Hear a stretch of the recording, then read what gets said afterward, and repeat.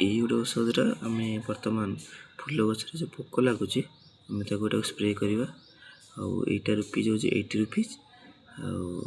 एक 10 लिटर आम यूज कर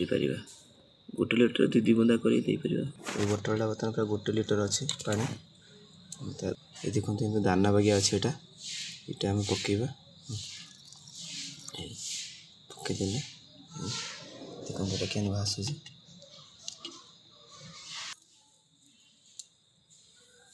देखो यहाँ मतलब फेंटी देलु फेण होगला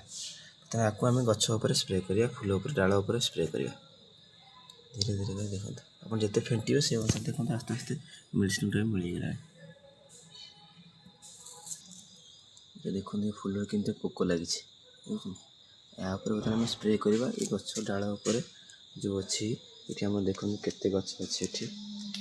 ये सब गछ फूल गछ आम बर्तमान ये फूलटा देखो ये फूलटा देखो ये सब डाल पत्र फूल जो है सब थे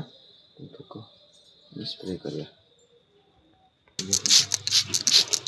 स्प्रे कर